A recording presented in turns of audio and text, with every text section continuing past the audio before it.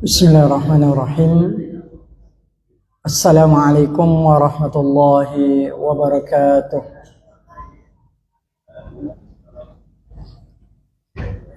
Innal hamdalillah nahmaduhu wa nasta'inuhu wa nastaghfir wa na'udzu billahi min shururi anfusina wa min sayyiati a'malina.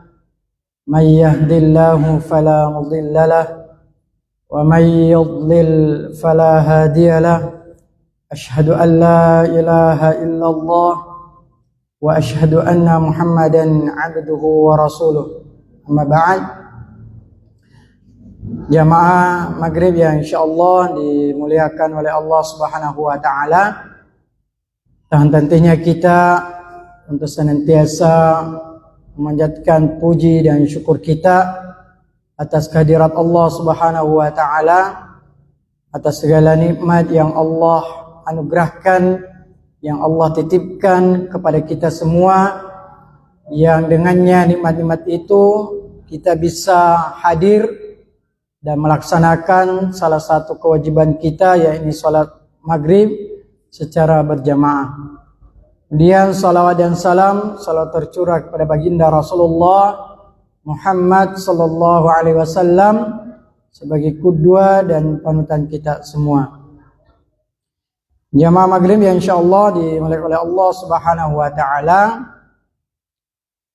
Dari tadi beberapa atau sering disampaikan oleh protokol atau pengumuman di antara kita dari jamaah bahwa kita tidak bisa mendapatkan kebaikan jika kita tidak mau mewakafkan sedikit waktu kita untuk belajar, ya, untuk belajar agama ini, karena juga salah satu kemunduran kaum muslimin di hari ini dikarenakan tidak adanya semangat atau adamu raqbah fi ta'allum. Tidak ada semangat, tidak ada keinginan yang besar untuk mempelajari agama ini. Dan itu adalah salah satu bagian daripada bentuk-bentuk atau sebab-sebab kemunduran kaum muslimin. Dan juga ketika Allah menginginkan kebaikan kepada seorang hamba, mayuridillahu khairan yufaqihu fid din. Jika Allah menginginkan kebaikan pada suatu hamba, maka Allah akan fakihkan kepadanya terhadap agama ini. Jadi kalau kita mau jamaah sekalian mendapatkan kebaikan dari Allah Subhanahu wa taala, maka mari kita wakafkan waktu kita untuk senantiasa mempelajari agama kita, supaya izul Islam wal muslim bisa bangkit kembali. Kalau kita jauh dari majelis ilmu, kita jauh dari menuntut ilmu, maka kejayaan Islam itu masih jauh untuk kita. Tapi kalau semua kaum muslimin sudah antusias untuk belajar, antusias untuk mempelajari agamanya sendiri, maka kemuliaan, kejayaan kaum muslimin akan semakin dekat. Ya. Maka mari kita sama-sama saling mengingatkan, saling memotivasi untuk kita sama-sama mempelajari agama kita, sehingga kita tidak jahal, tidak bodoh terhadap agama kita sendiri, jamaah sekalian. Kenapa banyak terjadi pertengkaran, terjadi permusuhan antara satu kelompok dan kelompok lain? Karena kita tidak belajar dengan baik. Kita tidak fokus belajar dengan baik terhadap agama kita. Atau mungkin ada orang belajar, tapi istilahnya kalau dalam dunia persilatan baru sabut apa yang paling rendah, sabut putih. Yang paling rendah kita sudah, biar gurunya sabut sekian, kita lawan juga.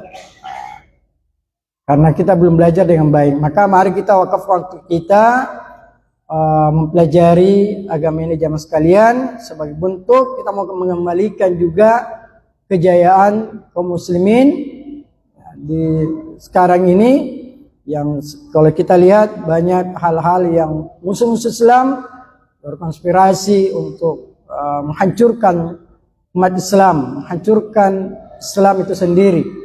Ya, sehingga perlu kita banyak belajar jamaah sekalian, sehingga kita tidak mudah untuk digoyahkan oleh musuh-musuh Islam.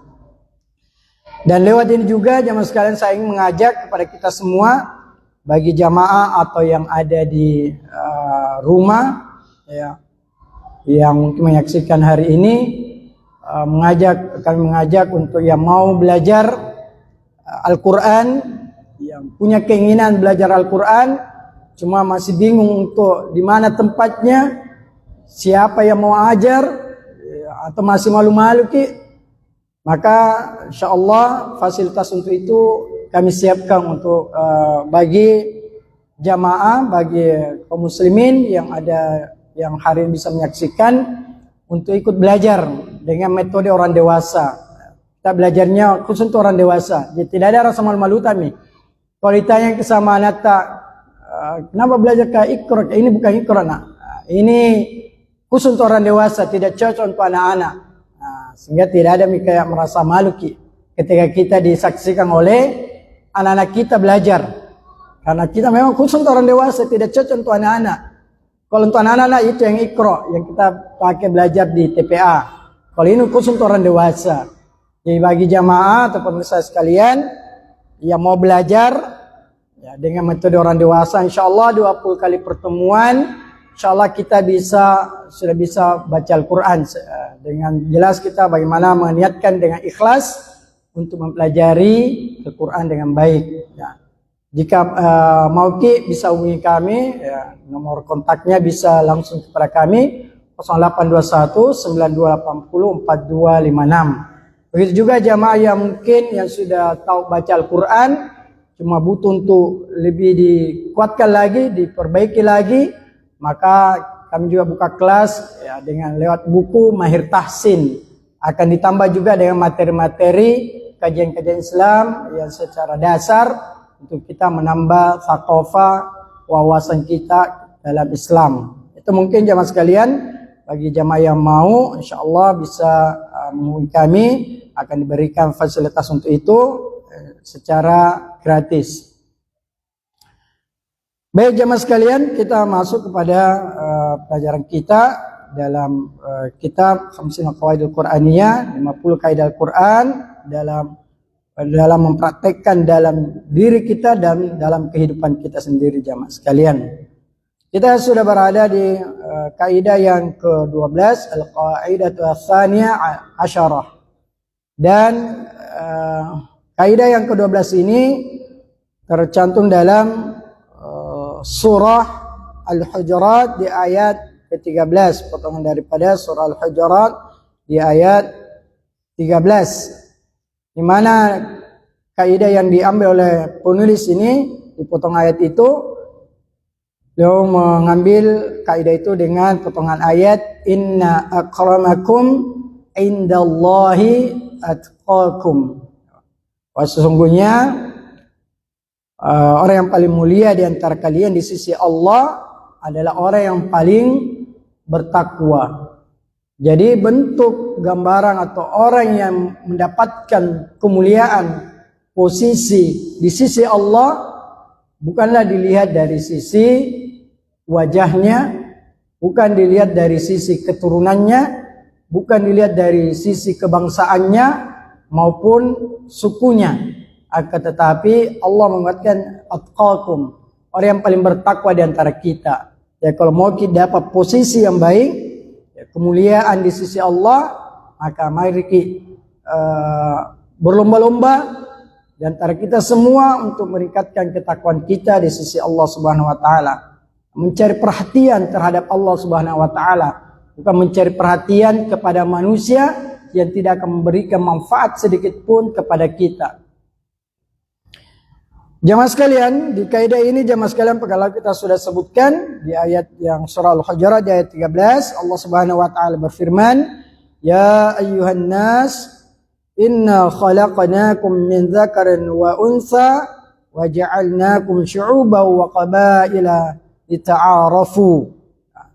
Wahai manusia, sungguhnya kami menciptakan kalian dari jenis laki-laki dan perempuan, wa ja'alnakum syu'uban, dan kami jadikan kalian berbangsa-bangsa, ya. Wa qabaila, dan bersuku-suku, ya. Ada suku Bugis, suku Makassar, dan suku yang lain, suku Mandar, ya. Tujuannya apa? Lita'arafu, agar kalian saling mengenal, ya, saling memahami, ya, saling mempelajari antara suku dengan lainnya. Kemudian lanjutan dari ayat itu, ya, yang menjadi kaidah kita, inna akramakum indallahi atqakum innallaha alimun khabir. Wah, sungguhnya orang yang paling mulia di antara kalian di sisi Allah adalah orang yang paling bertakwa. Sesungguhnya Allah Maha mengetahui dan Maha teliti. Ini jamaah sekalian, kaidah ini luar biasa, jamaah. Mengandung adab yang tinggi, yang agung, yang disebut oleh Allah Subhanahu wa taala, ya, menyebutkan adab atau akhlak yang mulia, ya, agung, yang disebut oleh Allah Subhanahu wa taala. Dan ini jamaah sekalian, kalau kita mau lihat adab, akhlak, ya, untuk lihat ke belakang atau lihat sejarah, maka kita akan bisa melihat sejarah bagaimana Rasulullah Muhammad SAW mempraktikkan itu, adab, akhlak, ya, budi pekerti, ya, yang dilakukan oleh baginda Rasulullah kepada manusia, kepada sahabat, kepada musuh-musuhnya, ya, dan orang yang mungkin dianggap rendah menurut manusia. Dan itu jamaah sekalian dipraktikkan oleh baginda Rasulullah. Bagaimana Rasulullah SAW memuliakan para budak atau mantan budaknya. Nah, kalau kita mungkin anggaplah, kalau bukan namanya budak, kalau mungkin kita di Indonesia semacam pembantu, sekalipun bukan namanya budak, pembantu yang kita anggap mungkin posisi namanya pembantu adalah orang yang rendah menurut kita. Tapi bagaimana Rasulullah, seorang yang namanya budak, ya, budak, ya, mungkin ya tidak bisa apa-apa, ya cukup dia tunduk kepada tuannya. Tapi bagaimana Rasulullah SAW memuliakan itu, ya, yang dianggap mungkin orang pada masanya adalah orang yang paling hina, orang yang paling rendah di zaman itu, tapi Rasulullah SAW memuliakan. Bentuk memuliakannya dikarenakan ketakwaan yang dimiliki orang tersebut. Rasulullah ingin mengangkat derajatnya lewat, dari mana Allah Subhanahu wa taala menyebutkan lewat ayat itu, ya. Salah satu contoh yang disebutkan jemaah sekalian dalam ini, bagaimana sahabat Rasulullah sallallahu alaihi wasallam Abu Dzar Al-Ghifari, ketika, kalau tidak salah kisahnya, ketika terjadi perdebatan, kalau tidak salah ya, terjadi perdebatan antara sahabat Rasulullah Bilal bin Rabah. Taulah yang kalau yang namanya manusia, ya mungkin agak sedikit ada kesalahan-kesalahan sedikit, ya mungkin semakin intens perdebatannya, akhirnya salah satunya terpancing hawa nafsu, terpancing emosi, akhirnya dia mengeluarkan kata-kata yang menyinggung saudaranya, menyinggung sahabatnya Bilal bin Rabah, ya, dikatakan sebagai anak kulit hitam atau dari yang berkulit hitam, ya. Akhirnya berita itu sampai kepada baginda Rasulullah sallallahu alaihi wasallam, dan ketika itu jamaah sekalian, Abu Dzar Al-Ghifari mendapatkan teguran keras, ya. Abu Dzar menganggap itu adalah teguran keras dari baginda Rasulullah sallallahu alaihi wasallam, ya, bahwa ketika ditegur dalam hadis Rasulullah disebutkan, ya, bahwa ya Abu Dzar, ya, bahwa ya Abu Dzar, sesungguhnya ada perkara pada dirimu, masih ada perkara jahiliyah pada dirimu, masih ada sisa-sisa jahiliyah yang ada dalam dirimu, ya wahai Abu Dzar. Ya, kita sudah singgung pekan lalu jamaah bahwa sifat jahiliyah atau jahil bukan berarti orang yang bodoh, bukan kita maknakan orang jahil itu orang yang tidak punya ilmu. Kadang orang punya ilmu tapi al-jahil. Di antaranya adalah masih ada bagian-bagian dari kebiasaan-kebiasaan orang-orang jahiliyah yang diambil. Sehingga dikatakan kepada Abu Dzar, kita tahu Abu Dzar sahabat Rasulullah, tidak mungkin orang bodoh terhadap ilmu, ya. Tapi Rasul mengatakan masih ada sisa-sisa sifat jahiliyah yang ada pada dirimu. Karena kebiasaan orang-orang jahiliyah selalu merendahkan orang yang di bawah kastanya, atau di bawah atau suku yang berada di bawah suku yang rendah dan seterusnya, atau kabilah yang rendah direndahkan. Dan itu terlontar oleh dari sahabat Rasulullah Abu Dzar Al-Ghifari kepada sahabatnya Bilal bin Rabah, yang kita tahu dia adalah mantan budak yang dimerdekakan, ya, dimerdekakan. Dan itulah yang sampai keluar teguran dari Rasulullah SAW kepada sahabatnya Abu Dzar Al-Ghifari. Dan juga jemaah sekalian, dalam masalah lanjutan daripada hadis itu, setelah ditegur, maka ini luar biasa jemaah sekalian. Islam sangat luar biasa dalam memuliakan manusia, memuliakan seseorang. Dan ini susah untuk kita praktekkan. Kalau kita mau praktek ini, kayaknya orang-orang kalau ada di zaman ini luar biasa. Disebutkan dalam itu, lewat ketika setelah teguran ini, sahabat Abu Dzar Al-Ghifari merubah gaya hidupnya itu, merubah dirinya ketika mendengar Rasulullah SAW menyebutkan, ya, di antara nasihat itu di dalam hadis itu jemaah sekalian, bahwa kalau kalian apa di sini, jika kalian makan, ya, apa yang kalian makan, maka itu juga yang harus kalian kasih makan orang yang di bawah, budakmu atau apamu saja, atau apa pegawaimu. Ya, kalau apa yang kau makan, itu juga yang harus dia makan. Apa yang kau pakai, pakaian yang kau pakai, maka itu juga yang harus dia pakai. Kau bayangkan, ya. Dan itu kayaknya susah untuk kita praktekkan, ya. Salah satu nasihat yang disebut oleh Rasulullah, jadi wa albasu pakaianmu, ya. Begitu juga yang harus dipakai oleh, kalau umpama pembantumu, kalau dia adalah budak-budakmu atau dia pegawai-pegawaimu, ya, karyawanmu. Dan itu setelah mendengarkan nasihat itu, penasihat Abu Dzar Al-Ghifari mempraktekkan itu. Dah apa yang dia makan, itu juga yang harus dia makan oleh budaknya. Apa yang dia pakai, pakaiannya, itu juga yang harus dia berikan kepada budaknya. Coba bayangkan. Karena kenapa? Kalau kita biasa di bayangan kita jamaah sekalian, budak itu atau pembantu itu adalah orang yang rendah di antara kita. Padahal dia adalah partner kita, partner kerja kita. Atau kita punya, anggaplah kita sebagai bos, atasan. Kita tidak bisa akan menjalankan perusahaan kita, tidak kita bisa akan jalankan usaha kita tanpa bantuan dari yang namanya karyawan. Tidak akan berjalan.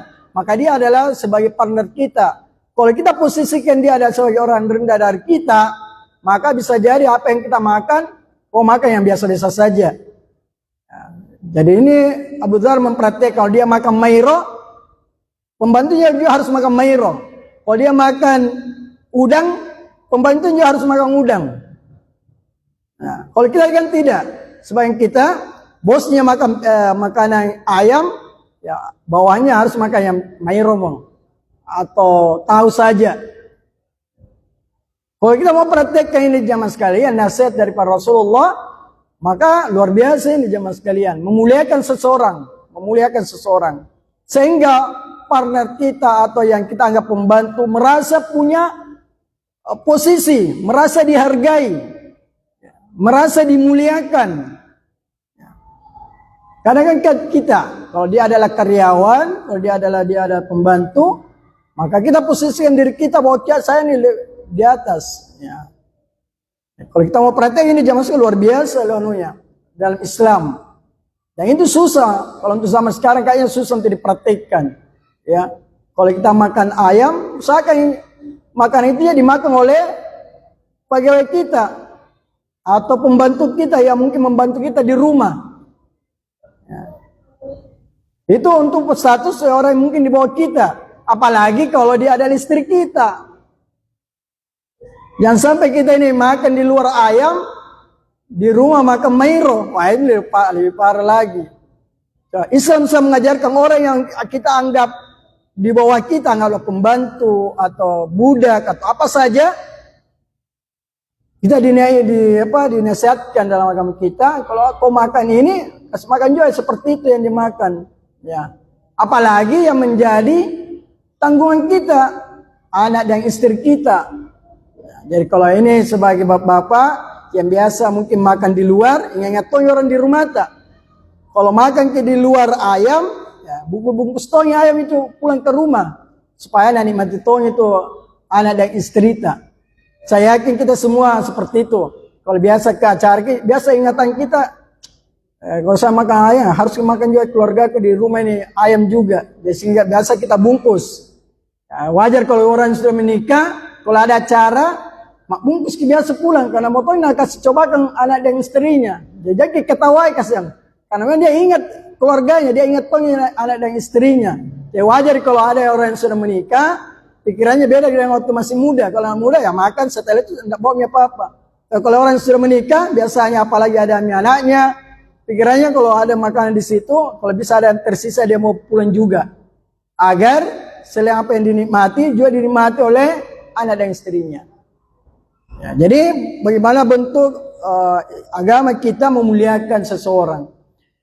Dan kisah yang pertama yang disebutkan juga dalam buku ini jamaah sekalian, ya, ketika Fathul Makkah, ya, ketika Nabi SAW memerintahkan Bilal, ya, ketika memerintah Bilal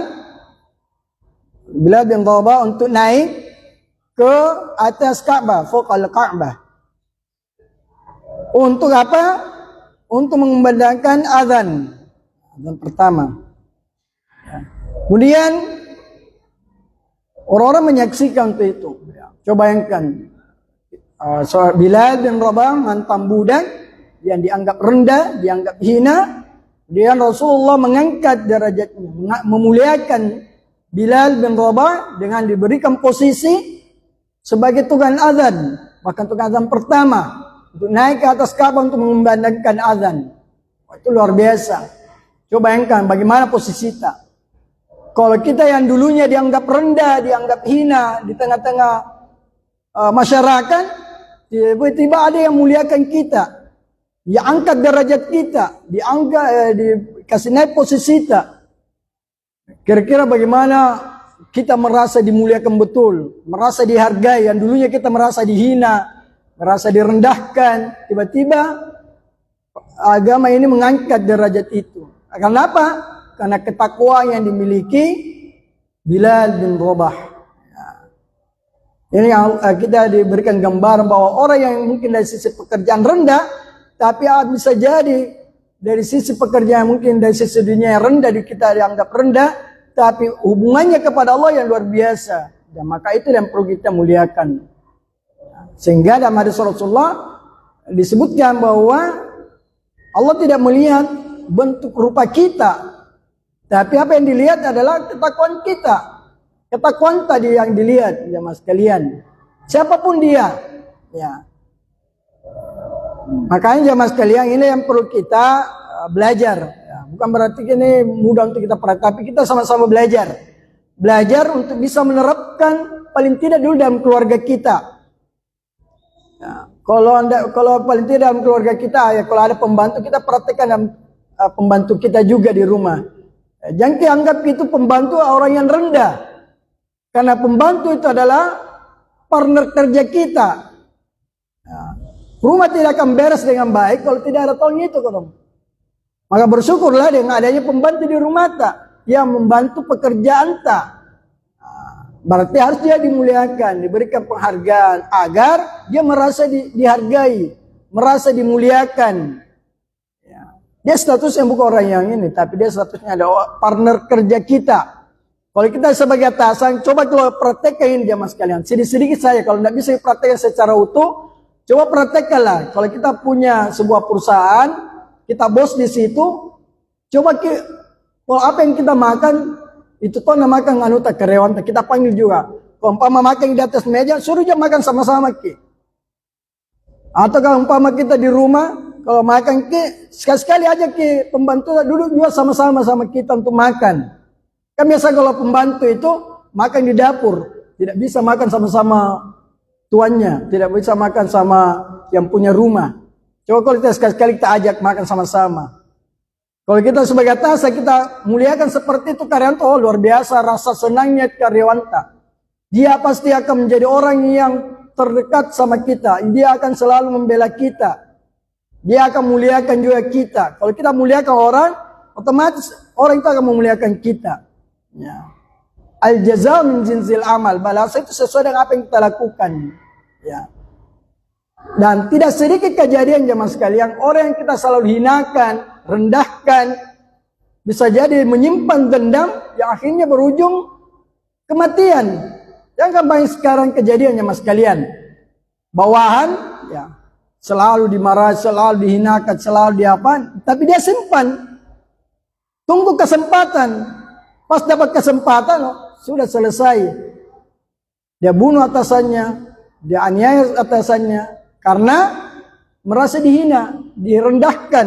Yang itu banyak terjadi ya mas sekalian, yang kita saksikan di media sosial, di televisi, ya, kejadian-kejadian seperti itu. Seorang bawahan membunuh atasannya, seorang pembantu membunuh tuannya, yang banyak.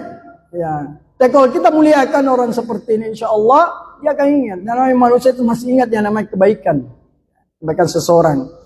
Dan ini salah satu yang kisah diangkat jamaah sekalian, bagaimana Rasulullah memuliakan Bilal bin Rabah yang kita anggap orang mungkin pada saat itu dianggap rendah, ya dianggap rendah karena dia adalah mantan budak, ya, tapi bentuk ketakwaannya, ya akidahnya dan seterusnya, sehingga Rasulullah memuliakan dengan itu dan diangkat menjadi tukang azan. Nah, luar biasa. Ya. Kemudian jamaah sekalian, kisah yang berikutnya juga jamaah sekalian, ya ketika Nabi SAW ya masuk ke Ka'bah untuk sholat di dalamnya, dia menyangka mungkin setelah mungkin Rasulullah masuk ke dalam Ka'bah untuk sholat, dia ditutup pintunya. Ya. Maka orang-orang bertanya siapa yang sesudahnya, siapa yang ikut di dalamnya. Dia kira mungkin orang-orang yang sudah ada namanya seperti Abu Bakar, Umar dan seterusnya. Dianggapnya pasti yang ikut ini di belakangnya yang membersami Rasulullah di dalam Ka'bah pasti Umar, Abu Bakar dan seterusnya.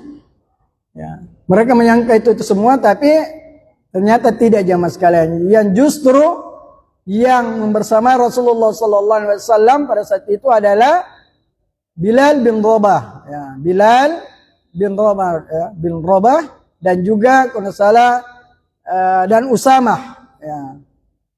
Dua sahabat ini yang justru menamai Rasulullah, bukan Abu Bakar, bukan Umar bin Khattab. Ya.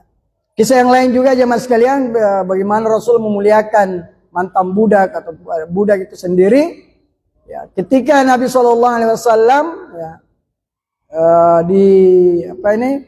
pada Hajatul Wada, ya, mereka sebagiannya menyaksikan ya, di mana Rasulullah SAW ya hendak naik ya, kendaraan, ya, lagi mengendarai kendaraannya.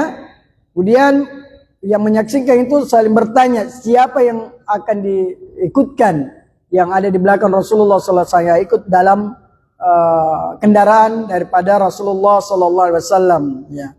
Dia tidak ada yang mengira bahwa si fulan itu. Ternyata jamaah sekalian, yang justru yang ikut bersama Rasulullah di atas kendaraan, yang ikut dalam kendaraan Rasulullah SAW adalah yang di belakang Rasulullah adalah sini ya Usamah, ya zalikal gulam aswad, ya seorang anak yang hitam, ya yang menjadi atau bergoncengan dengan Rasulullah SAW di belakang kendaraan daripada Rasulullah SAW. Coba bayangkan kalau kita saat ini Prabowo mungkin tiba-tiba kita berada di atas mobilnya Prabowo, kita dipanggil untuk naik di atas mobil Prabowo. Kira-kira apa perasaan kita? Kira-kira bagaimana perasaan kita kalau kita Langsung tiba-tiba kita yang dipanggil naik di atas mobilnya. Sementara banyak orang yang punya jabatan yang luar biasa, orang yang terpandang, bukan justru dia yang dipanggil. Justru yang dipanggil adalah orang yang mungkin dianggap kita biasa-biasa saja, yang dipanggil di atas kendaraannya presiden, membersamai presiden, mendampingi presiden. Oh, luar biasa, bangga tak? Ya. Luar biasa, kita merasa dimuliakan. Ya.